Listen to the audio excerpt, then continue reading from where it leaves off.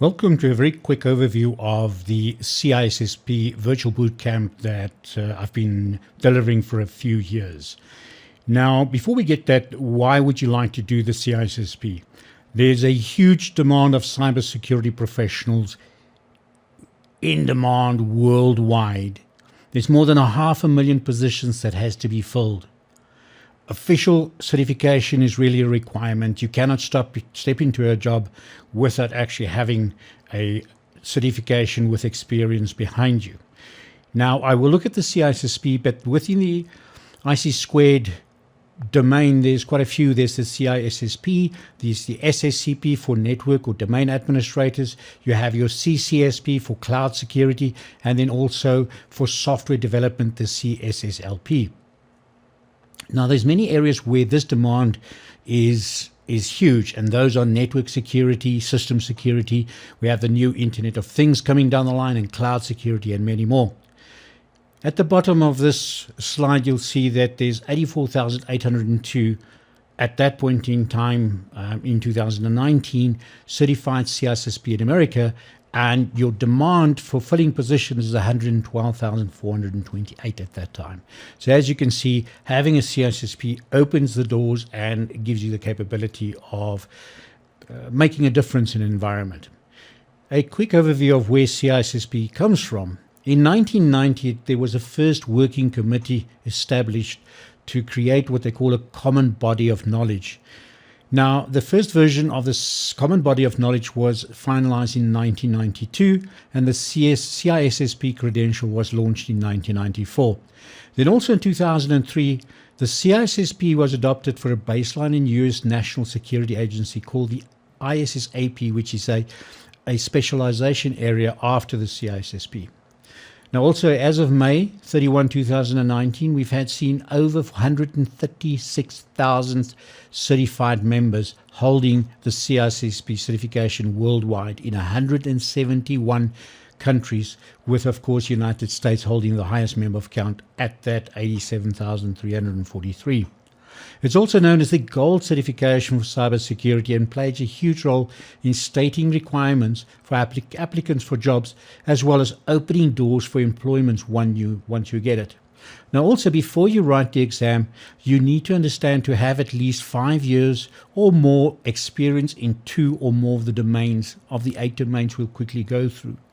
1 year of those 5 years requirement can be substituted by a graduate state or accepted certification such as Security Plus, or if you have already a CISSP or a CISSP or anything like that. If you don't qualify on that, you can still write, but you'll start as an associate and stay a CISSP associate until your criteria, your 5 years with two or more of the domains, has been met. Now, the exam has changed. It's online at all Pearson VUE authorized institutes. It is a CAT, which is a computerized adaptive test, and I'll explain that. It could be anything from 100 to 150 questions in your exam. Usually when if you know you work very well or really not well and you fail, your 100 questions will be there. But if it's on a baseline, you can go up to 150. The exam is a 3-hour maximum exam. It's multiple choice with advanced innovative questions, and then also you need to require 700 out of 1,000 points to pass the exam successfully. And then after the exam, you'll have to create a CV that's submitted, and a fellow CISSP has to sign the form for you to actually acknowledge your experience and so on. So it's just actually your peer review, and then you have to wait for your letter of acknowledgement. The 8 domains in the CISSP is security and risk management, 15%. Then asset security is 10%. Security architecture and engineering is 13%. Communication and network security, 14%. Identity and access management, 13%. Security assessment and testing, 12%. We have security operations, 13%. And then finally, we have software development security at 10%. Now, what I'll do is take each of these domains and go through it very quickly for you to understand what you need to do, because I presume you should have experience in many of these domains. Now, there's security and risk management domain, which is the highest tally of the 8 domains contains of basically your confidentiality, integrity, and availability, the security governance principles. We look at some control frameworks. Those control frameworks could be frameworks like COBIT, the ISO 27000. You also have TOGAF and many more you will actually go through. The importance of due care versus due diligence will be going through. We'll have legal investigation and regulatory compliance.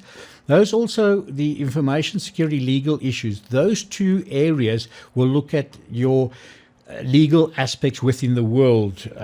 For example, when you have religious law, you may have customary law, and these kind of different law aspects.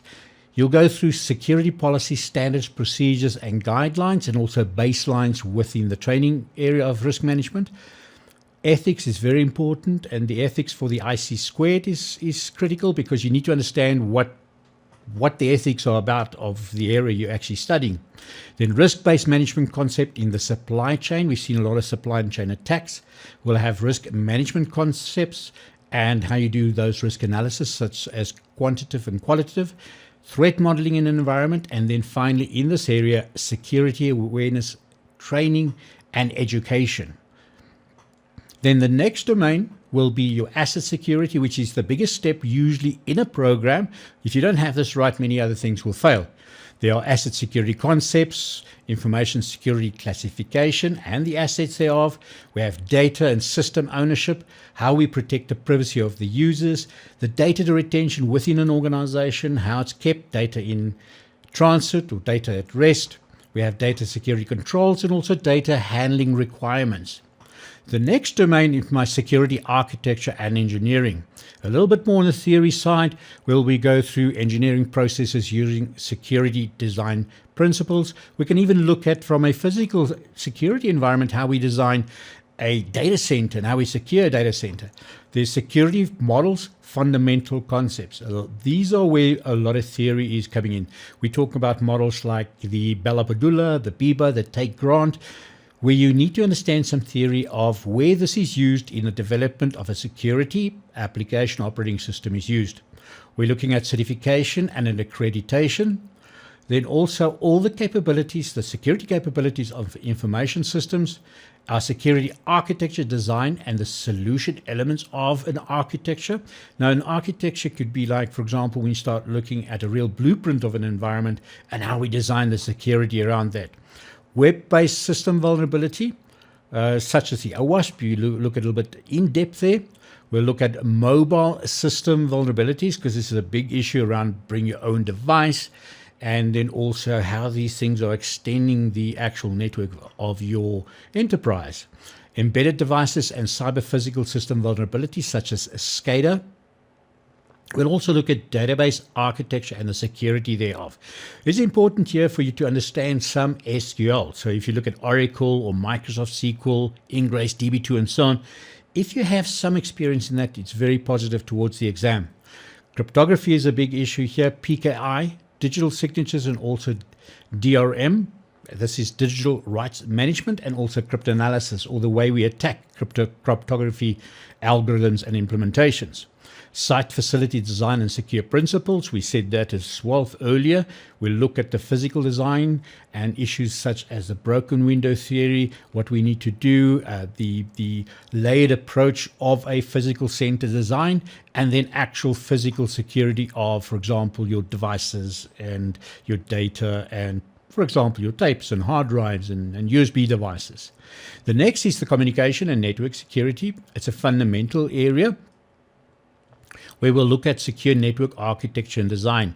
And on a theory, something like your 7 layers in the OSI, your internet-based protocols, conversion of these different protocols, software-defined networks, and also wireless implementation. Secure communication, access control of the transmission media and communication hardware. A little bit of theory on things like your cabling, your switches, your routers, bridges, and these kind of things that allows your communication. We'll look at secure communication channels such as VPN, VLAN, and endpoint security.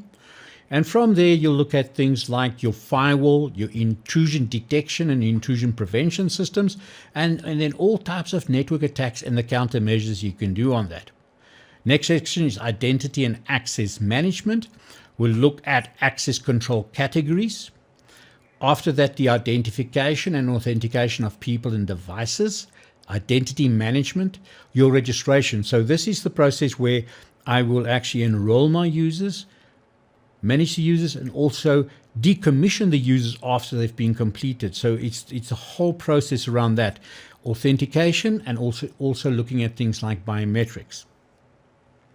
Authorization, a little bit how that works in a physical device and also from a user point of view. Then identity as a service, how do we allow that? You know, there's third party, there's logon credentials, like you can have OAuth, an open ID that you use within, for example, Facebook is one of them. Third party identity service, such as on-premise third party.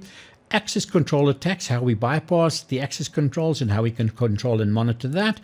And then identity and access provisioning lifecycle. The next section is our security and assessment testing. This is part of where we have vulnerability assessment. We have to validate our assessment, test, and audit strategies within the environment. The security process data, such as management and operational control around our assessment. We then have to do security control testing. Are the things working as they are designed? We analyze and test our output for a report generation, and then also we look at the architectures that we can implement and the vulnerabilities around them. The security operations is a big domain as well, because this will go through things like forensics, for example. We'll do investigation through support requirements, digital forensics, and also all the legal and requirements around the digital or evidence gathering. Logging and monitoring activities, for example, in the intrusion detection system, event management and monitoring of systems, for example, a SIM. Securely provisioning of those resources, how do we allocate and deallocate them? The foundational security operation concepts, where we assign roles, monitor access privileges, and information lifecycle. We'll also look at resource protection techniques within operation. Then incident management, from incident to remediation to lessons learned. Then preventative measures such as IDPS, sandboxing, honeypots. We'll go through a honeypot exercise where there's an example where I'll quickly install one and how it works and why you would actually install that. Firewall and also malware prevention. Patch and vulnerability management, a very important aspect from your change management process, where your CAB is the, say if you work in an enterprise, you'll know about a CAB. That's your change advisory board. Then we'll look at certain backups and restore issues. For example, all my recovery strategies. And that will also feed into my disaster recovery planning and as well as my business continuity planning. Then physical security and environment, and then personnel safety concern. Then finally, the last domain is actually the software development security. Now, most of the weaknesses we do find in systems is all to do with software development. My web application, we have SQL injection and so on.